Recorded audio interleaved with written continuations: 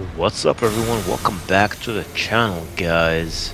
This is part 3 and the final part of the build progression for the Golden Guardian. After this you will get to see the final build guide, and I really hope you guys are gonna enjoy it. I hope you've been enjoying this, the last 2 episodes, and most importantly the build guide itself when it comes out. So, as you can see here, I'm not doing anything too special. I'm just sitting here. I thought I'll just show you the whole thing, but I was testing out, the damage of Elden Star versus Golden Land. And Golden Land costs less, comes off faster. I think gives you, even hyper armor and all that. And the projectiles alone, I've mentioned this in the previous video I believe, the projectiles alone from Golden Land do more damage than the entirety of the Elden Star's, spell duration. The whole thing from start to finish does less damage than just the projectiles, which is pretty sad. But, if you use them together, you can stagger enemies. It's really nice the way that you can deal with it. Here, of course, I was moving here to pretty much get ready to fight, you know who it is, of course, Millennia. And these guys are usually tough and annoying, especially if you're a melee build. But here with Elden Stars and, Golden Land, you can sit there and you can kite a lot of enemies. I thought, it would be a smart idea to show you guys pretty much how to progress through all these dungeons and all that. So it's not just boss fights. That will be for the build guide. It will only be boss fights. But here, it'd be interesting to see the journey and not just, the destination, and see exactly how you deal with all these enemies and all these creatures out there. And then as you see, as soon as I killed the first one, I got into the castle. I felt comfortable enough to fight it without having to cheese it. Because having to fight 2 of them is just really annoying. Like sometimes it's just impossible to dodge both their attacks. It's just like impossible. There is no way around it. So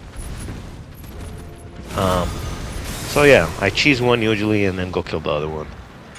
And here, just to show you how an invader would look like. Of course, she's like one of the strongest invaders in the game. She does lots of damage. She can one-shot me with one of her attacks. As you can see, she already did. That's why my runes are there on the ground. So, yeah, you have to be careful, but as long as you are careful, you should be fine. And not all of her attacks are gonna kill you, but as you can see, she's pretty fast too, sneaky little one. But here I was pretty confident. I just let the stars finish her off, the little projectiles. And let's see what else we got here. Another invader. Dogs come in here, but this is why I love Golden Land and Elden Stars. As you can see, we're dealing a lot of AoE damage, as well as just pretty much a lot of damage to each single target. And it was it's a lot of damage for single targets and AoE as well. So let's more focus on the single target. As you can see, even the dogs here interrupt again, still no problem.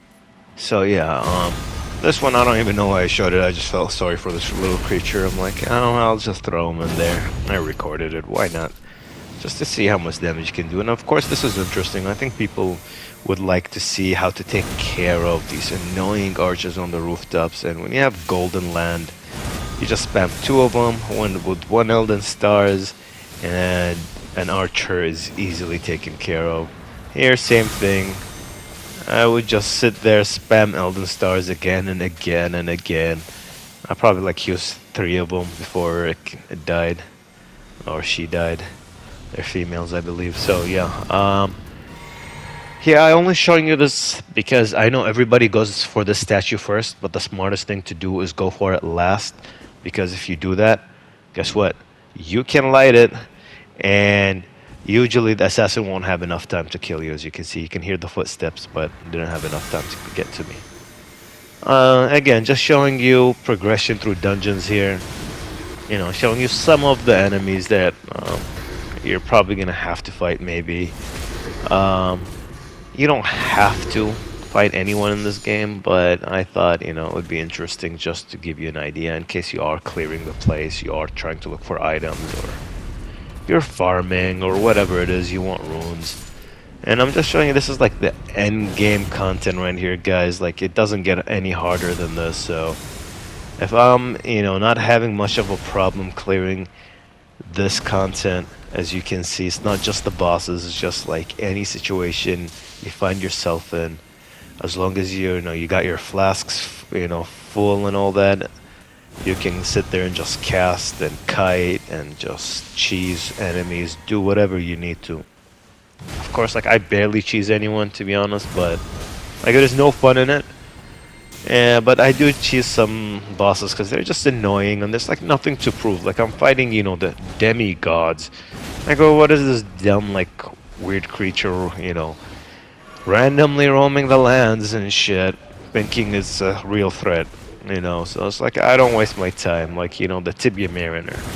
I'm just gonna sit there and just, like, spam, you know, spells at it until it dies. There's no point in me, like, trying to go there and trying to fight it fair and all that. And as you can see here, birds used to be annoying, not anymore. Not with Golden Land.